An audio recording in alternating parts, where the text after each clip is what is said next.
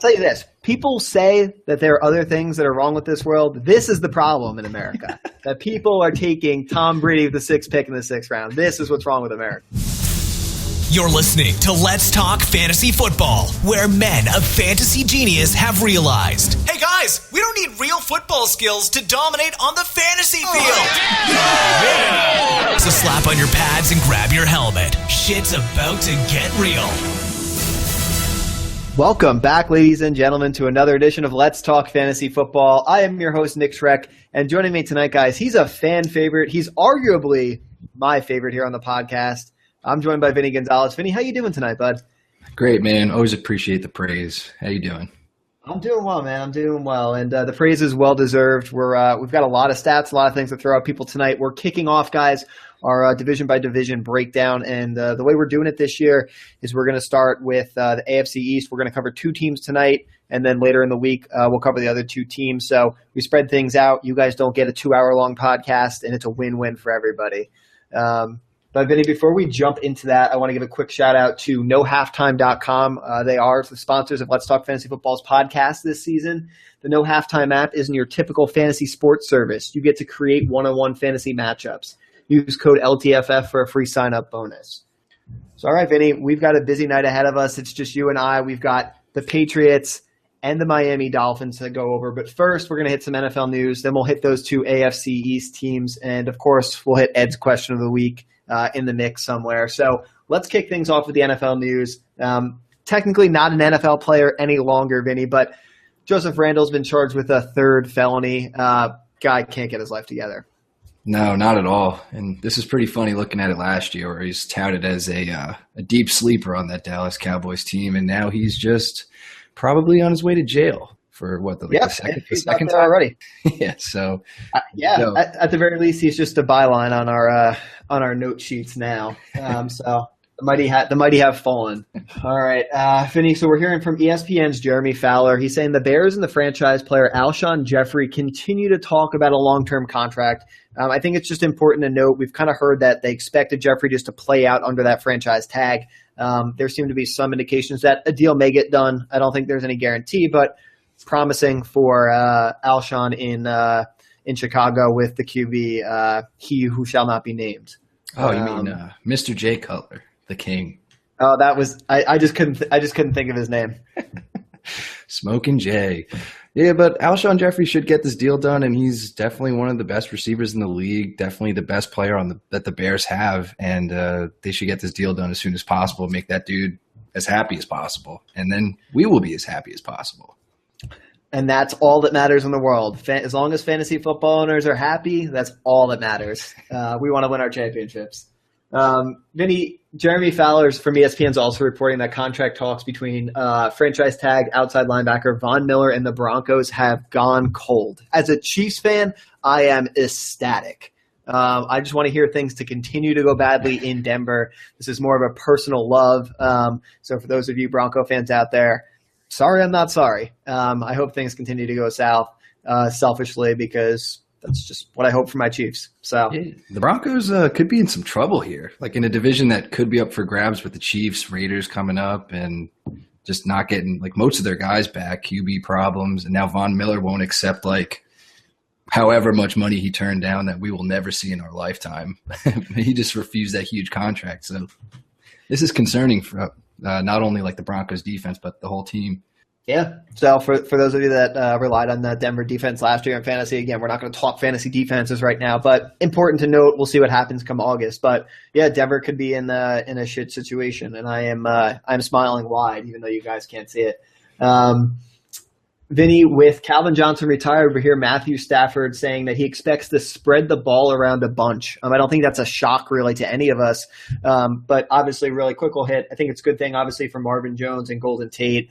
Obviously without Calvin, the ball has to go somewhere, and there's going to be a lot of action there in Detroit. Yeah, absolutely. And there's a lot of targets to go around with Calvin Johnson missing as it was. So Marvin Jones and Golden Tate were 2 dudes that I was starting to really like early on in this offseason. So we'll see how this pans out. I mean, Stafford's a guy that usually will be slinging it out there sometimes 40-plus times. So these guys will have some value certainly going forward. Yeah, and he looked good under Jim Bob Cooter. So we'll see if Jim Bob Cooter can continue to do Jim Bob Cooter things over there in Detroit. 3 Jim Bob Cooters. 1 sentence. There you go. There's 4. Vinny, ESPN 49ers reporter Michael Wagman foresees plenty of playing time for Sean Drawn in San Francisco's passing back role. He played for the Chiefs. Seemed like a great guy. I don't really know him. But do you think it means anything here for Carlos Hyde in San Francisco, or is it just too early to tell? I think it's probably too early to tell. And when Sean Drone was having like his little waiver wire stint last year, I don't really remember him being that much of a pass catching back. I just kind of remember him grinding out yards, and he was getting like 20 carries a game or something like that. So I don't really know what Michael Wagman is talking about at all. And I'm probably going to keep Carlos Hyde where he's at for now. Yeah, I agree. And I think we're going to see the trend continue as we go through this podcast with some beat reporters throwing out some kind of outlandish claims. So we do have one coming up here that classic listeners and the old listeners from Let's Talk Fantasy Football will recognize. But first, Vinny, let's start with the Dolphins, and let's start at arguably the most important position in the NFL, the quarterback position. We see Ryan Tannehill. I think the big question here, it's not even related to fantasy, but could this be it for him? You have a new coach who has no loyalty to him. Obviously depends on how he plays, but this could be a make or break year for him as a QB in Miami. It seems like every year has been make or break for Ryan Tannehill since after his rookie year. They're just like, come on, man, are you going to be good or not? And he's been just like in the middle. He's been in the middle of the pack, and I'm probably keeping him on a potential streamer on a bye week kind of level like I did last year. So we'll kind of see where he's at. He's getting drafted his ADP right now is in the 13th round. So it's nothing crazy if you're in a 2 QB league, or if you're looking to take a random chance on him, thinking that the Adam Gase offense will take off and Ryan Tannehill will cross the hump that we all think he's going to. If this is going to be the year, you can go ahead and gamble. But I really don't see the value in making a jump on him anytime soon in your draft. Yeah, I agree. I think, like you said, you leave him in that late streamer territory. It could be something down the stretch. And, after a little while, we're going to see if, things are working in that Adam Gase offense, if it works for Tannehill. And I think we'll have our answers as fantasy owners. The Dolphins will hopefully have their answer as a franchise. And we're all going to kind of keep moving at that same pace. I think that's fair.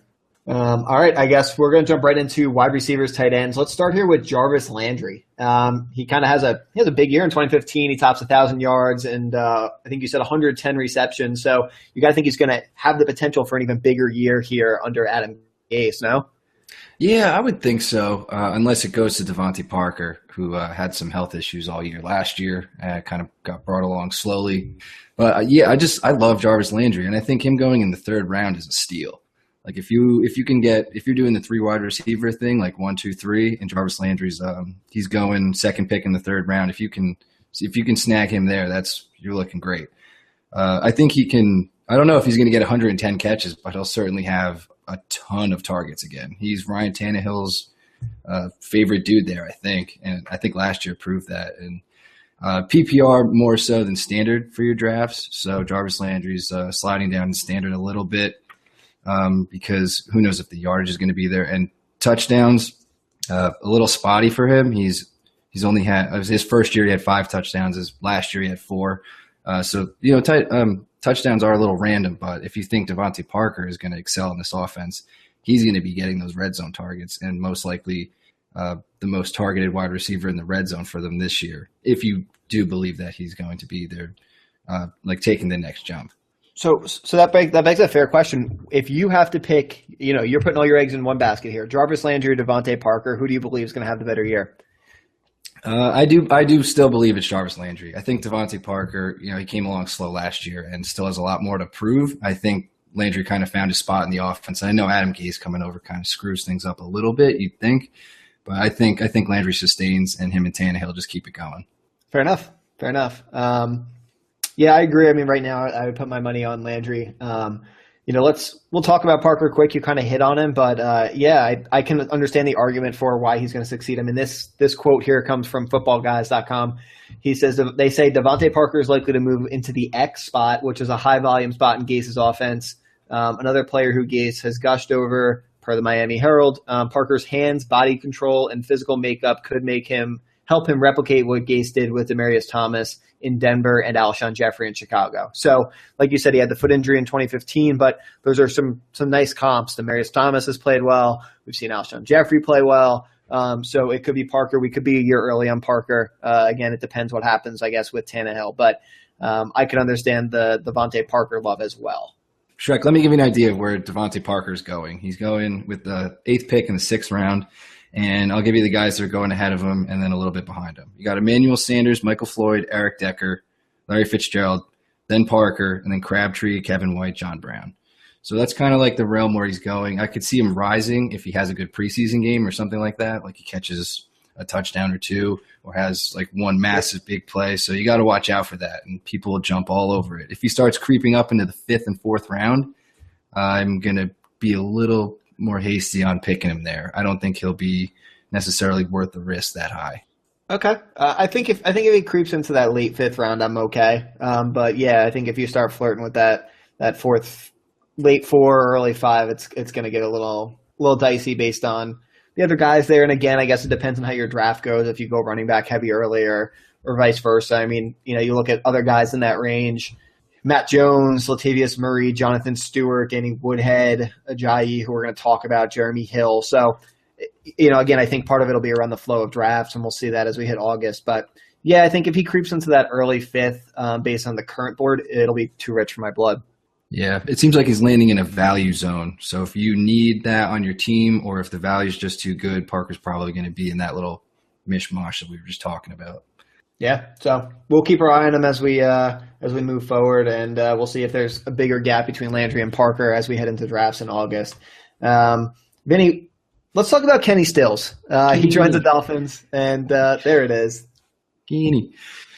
Man, he's just like, I don't know, Ryan Tannehill doesn't throw deep all that much, and that kind of seems to be Kenny Stills' game. And I doubt he's getting, if he has an ADP or anything like that, so he might just be like my team is injured or a bye week problem there.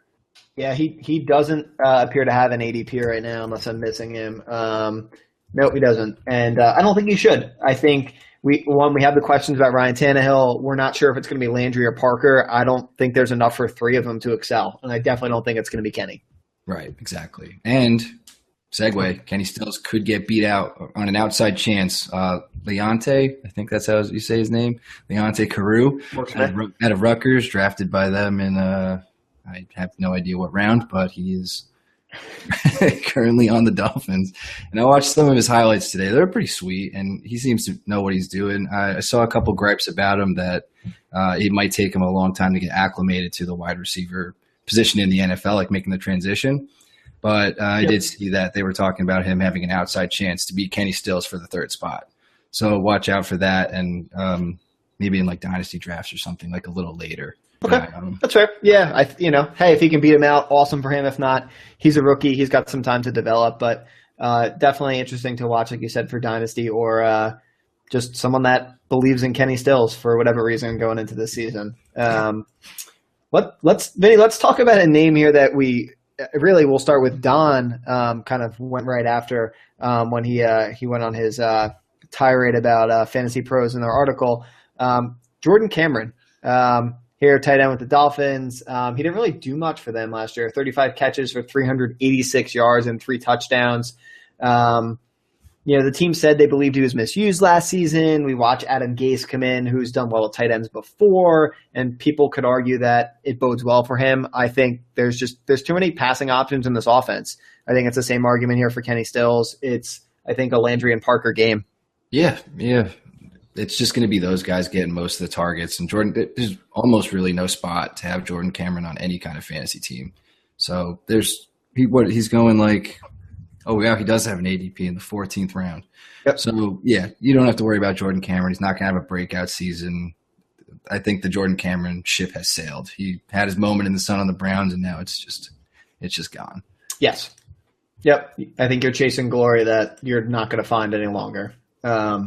And that's okay. Tight end roulette, guys. We love the tight end roulette wheel. So definitely don't get married to Jordan Cameron. No way. All right, Vinny, let's talk about running back. We hit on him briefly before. Jay Ajayi. he's essentially the guy. We watched Lamar Miller leave, who we know you and Walsh are extremely in love with, but that is for a podcast for another day. So with him leaving, we have Jay Ajayi here. Football guys, Alessandro Maliglo, I'm sorry if I'm saying that wrong. He wrote post-draft, not only did the Dolphins forgo an early round running back, Miami's selection of the oft-injured change of pace back, Kenyon Drake, was pretty much just a disaster of a pick. So he said, of course, there's concern that Ajayi's knee, which had damaged cartilage in 2011, he's kind of the guy. They don't really think anyone's going to beat him out for that spot. What's your take? So this is just weird. Like the Dolphins all offseason were trying. I think they tried to get C.J. Anderson. There's rumors that they're trying to get Arian Foster now. It doesn't seem like they have a lot of faith in any of these dudes in the backfield. But Jay Ajayi, I think, well, he is the guy. He's the guy there. It's his job to lose. And this was a guy that was, highly touted as one of the most talented running backs in his draft. Was it 2 years ago? Until he took his medical, and they were just like, oh, you don't have any knees. You have a knee problem, or whatever the fuck his thing was.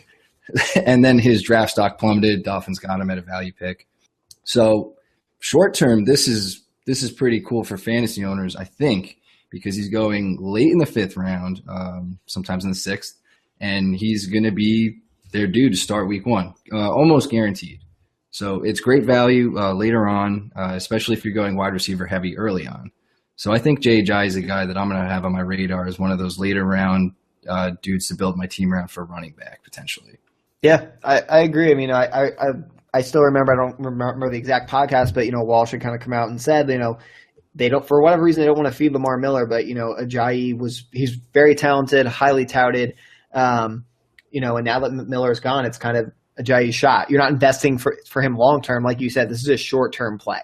Ajayi, he's got bad knees. He'll be good, knock on wood, hopefully for a couple years, but in the short term, he could turn into a nice value. A few names I want to hit, though, that are by him in ADP: Jonathan Stewart, Danny Woodhead, and Jeremy Hill, all within 5 picks of him. Who would you rather there, Stewart or Ajayi?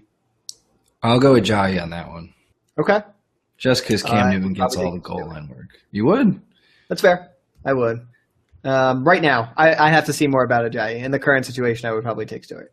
Danny Woodhead or Jay Ajayi? PPR would go Woodhead. I think standard Jay Ajayi. Agreed. Jeremy Hill. Bastard. I think I would go Hill. Hopefully, he got over that slump. I have a little faith. I have a little more faith than most people do this year. We'll get to that on the Bengals. Ajayi, yeah. You would? We will. I would go Ajayi. Yeah. Wow. All right. Yeah. Yeah, you may convince me about Hill, but I have my reservations about Hill. But again, for another time. All right. So we think he's kind of in a good spot, though, where he's being drafted now. We'll see where he looks like in August.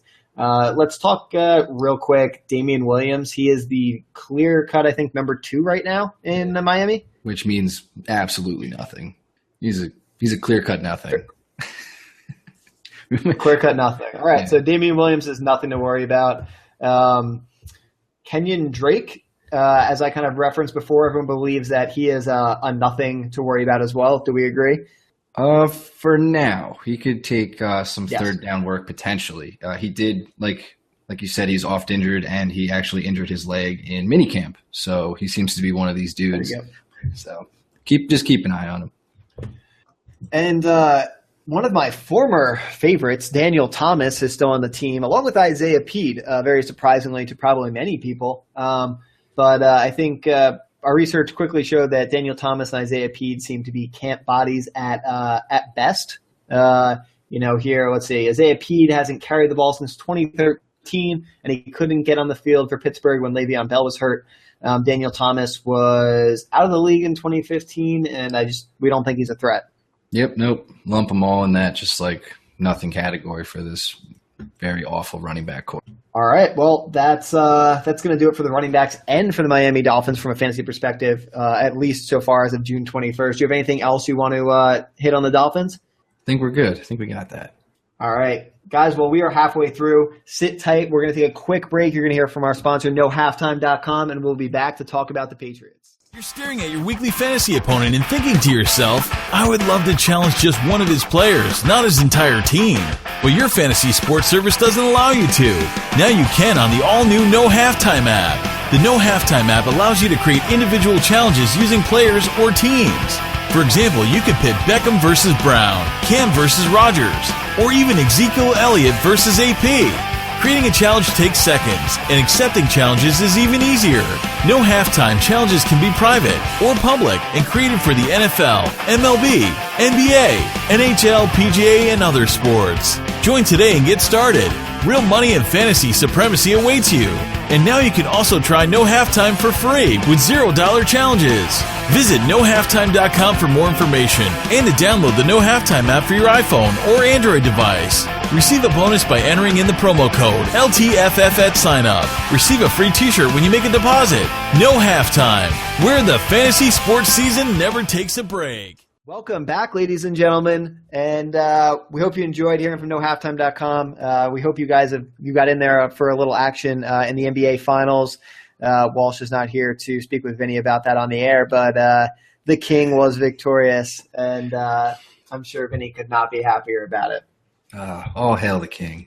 All hail the King. So if you're talking to New England fans, Vinny, the King, as far as they're concerned, is Tom Brady. And once again, he's looking at the 4-game suspension last year that he got thrown out. Now he's challenging it in court. And I think it just kind of looks like at this point he's going to miss the 4 games.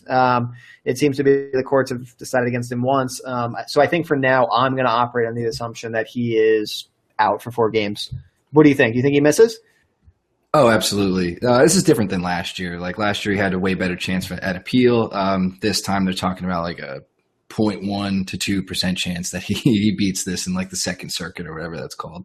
So yeah, he's pretty much going to serve that 4-game suspension. All right, so that means Jimmy Garoppolo will be the starting QB in New England.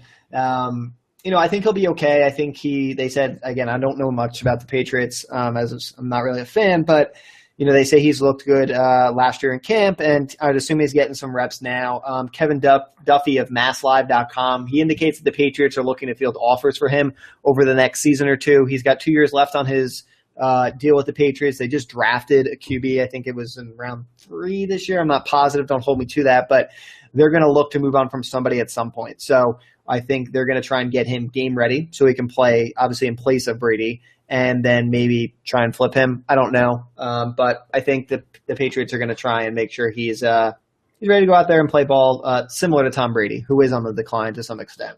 Yeah, Patriots are sneaky with that. They did the same thing with Ryan Mallett, and look how that worked out. Yep. For the other teams. Yeah, it worked out well for them. Yeah, the Patriots are geniuses. But, Jimmy Garoppolo had a tough time last preseason. He did not have a good go.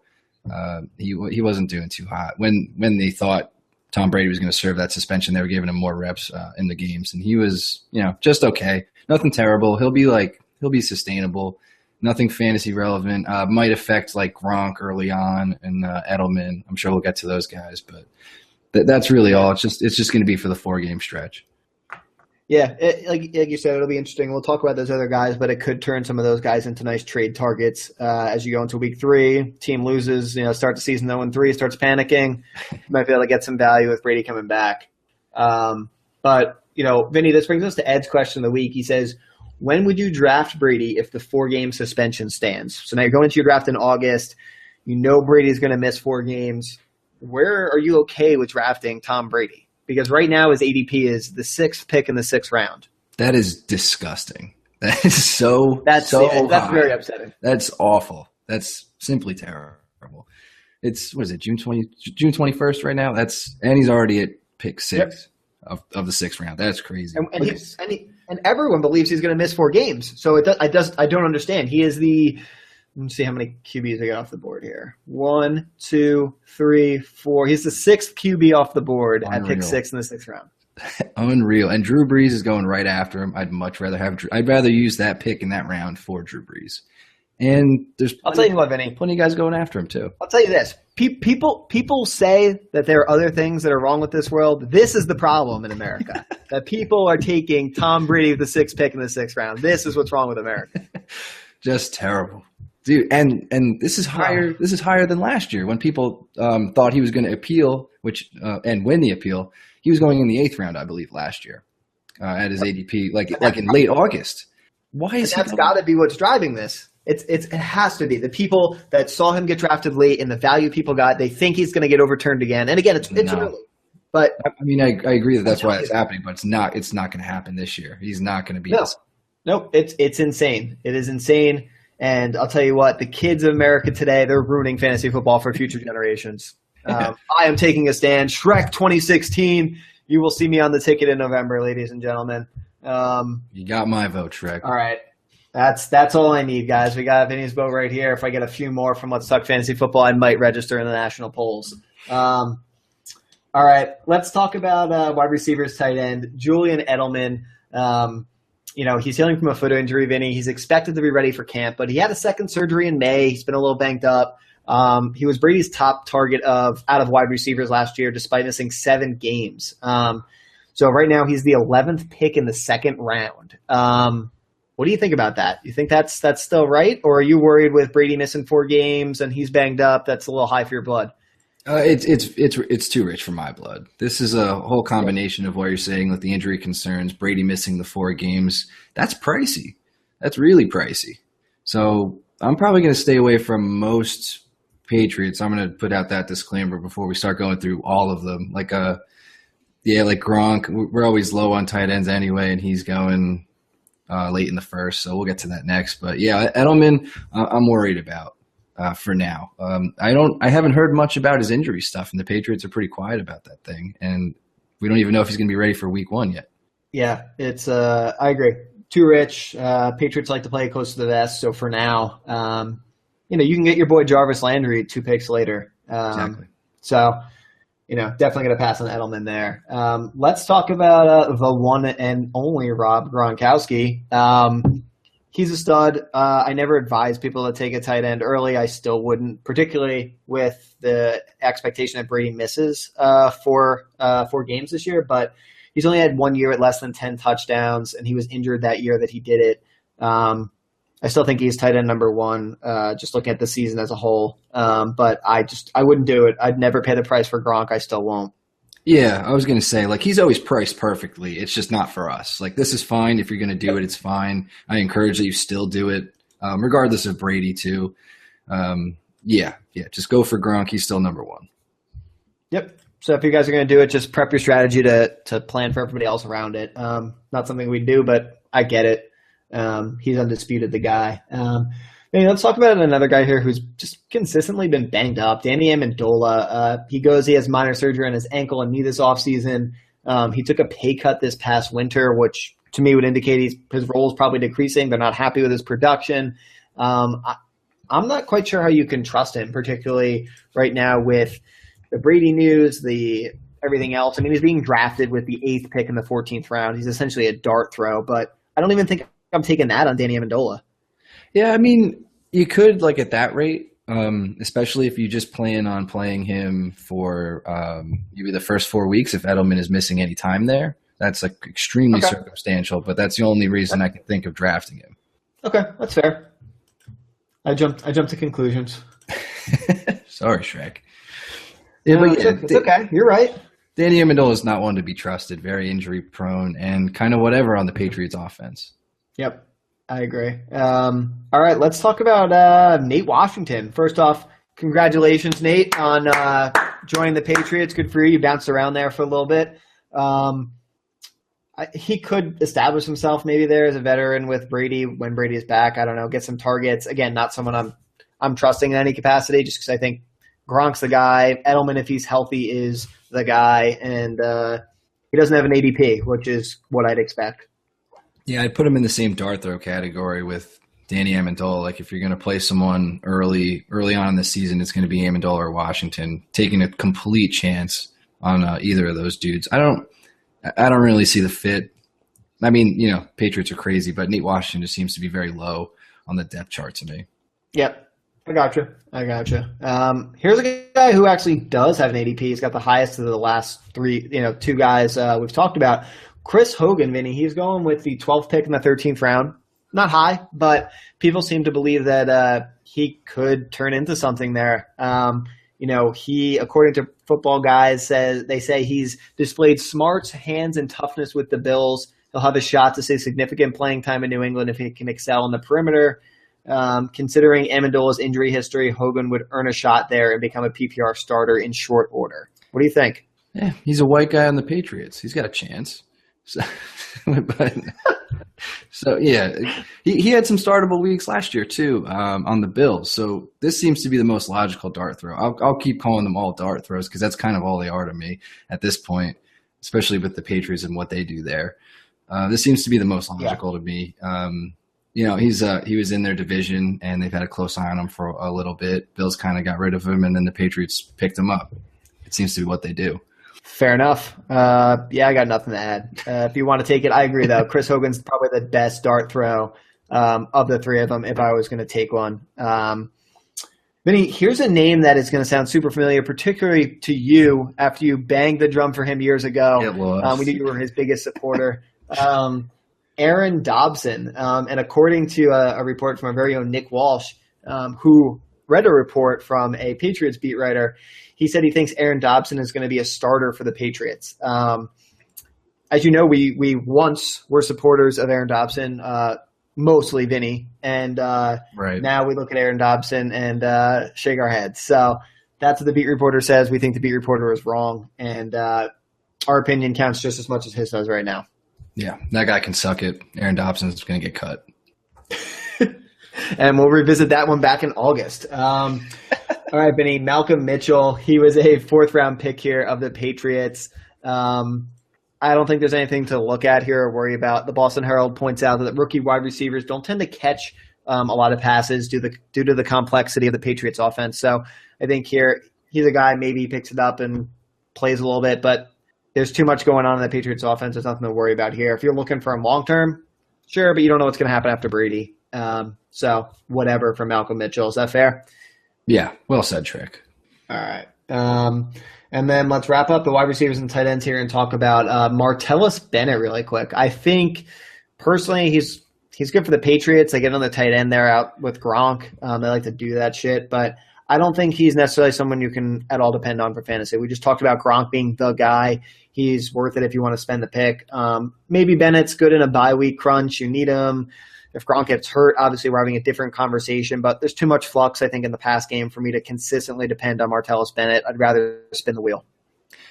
Yeah, I would too. A lot of people are excited because Martellus Bennett is good and was great on the Bears, but in this offense, he's now straight up number 2 to Rob Gronkowski, and it's very hard for 2 tight ends to maintain solid fantasy value independently. So Martellus Bennett probably won't have the greatest year, especially with Gronk there. Yeah, because Gronk's level is definitely not going to come down for Bennett's to come up. It would just be foolish. Exactly. All right. So let's wrap this up for the Patriots here with the running back situation. We'll start here with LeGarrette Blount. I think he's going to get the early down work. He's reportedly fully healthy after ending the season on IR. I mean, in 2015, Vinny, he went 4.3 yards per carry. He went for 703 yards. Which I think is pretty good considering the Patriots threw almost twice as often as they ran in 2015. So LeGarrette Blount, he performed for fantasy owners that used him. He got hurt. That seemed to be the story with a lot of running backs last year. But I don't know what his ADP is, actually. Let's take a look. It's really, really low, and I don't think it should be really, really low. Okay. It's a 10th pick in the 11th round. Yep. Is that what you have Damn. too? Yep, I'm buying him at that. Yeah, I would take him 8th round, to be honest. I would take him much higher than where he's going now. I think it's crazy he's down there. Again, we'll see what happens with Deion Lewis, but they say he'll be ready for week 1. We don't know if he's going to be ready for week 1. We never know what the Patriots are going to do anyway. I mean, he's going after Victor Cruz at the 7th pick in the 11th round. Victor Cruz is still getting drafted. The 6th pick. Yeah, man. Yeah, you'd think people would have learned, but they're not listening to Let's Talk Fantasy Football, clearly. Come on. All right, so LeGarrette Blount, we think he's a value where he is now. And they extended his contract. That too. Yep. So good things. You got to assume they like the guy, and he's performed. So what's not to like? Vinny, let's talk about Dion Lewis. He's, I think, opposite LeGarrette Blount. He's getting the early down work. Dion Lewis is passing down guy. He's coming off that ACL injury. I don't think it's fair to fully say we don't know what to expect from him yet. We haven't seen him out in the field fully doing everything and kind of, back up to speed. So we're a little far out at June 21st, but he's going with the third pick in the fourth round. I think that's a little rich for me right now, considering this guy's coming off an ACL injury and the Patriots tend to be the Patriots. Yeah, it's very high. It's definitely too rich for me and you. We tend to kind of have the same opinion on who is going way too high. But yeah, he was on the field for their OTAs in June, but obviously was not up to speed and is still like testing the leg out. So they're hopeful for week 1, like you said, but it's just nothing I'm willing to bank on, especially at that price. It's kind of nuts, and especially when LeGarrette Blount is going so much later. It's crazy. I mean, you're talking almost an 8-round difference between the two. And at that point, give me Blount every day, and I'll roll a dice on somebody else. Whew. All right, let's talk James White. I just don't think he's a factor here, at least for draft purposes right now. I don't think we saw enough from him when Lewis was injured to think he'll cut into Lewis or Blount for 2016, as far as I'm concerned. Nah, and we can put in Brandon Bolden in the same category. They're just on the team. They come in when they're asked to. They have weird games. You pick them up and you drop them the next week. That's kind of what these guys do. Yep, they're the unpredictable freaks that they have a big week, so you pick them up and you play them, and then they get one catch for like 1 yard, and you're like, well, my fantasy team's fucked, my DraftKings lineup is fucked because I paid $2,500 for him, and I'm going to lose all my money, so maybe I'll learn my lesson for next week. So yeah, that's a fair combo of the two. All right, do you have anything else here on the Patriots, Vinny? That is it. They're the enigma of the NFL, and I just try to understand them. And we fail consistently, but that's all right. That's all we can do is try. Guys, I do have good news for you, though. If you made it through listening to Vinny and I here talk about the first half of the AFC East, coming up on Friday morning, we'll be dropping the second half of the AFC East. It'll be Walsh, the DON himself, and an appearance by Matthew Rogers. They're going to be talking about the Jets and the Buffalo Bills, some sexy Rexy, and we're going to see what they have to say about the other half of the AFC East, guys. So until next time, we are Let's Talk Fantasy Football, and we will catch you on the flip side. This has been Let's Talk Fantasy Football. Thanks for listening.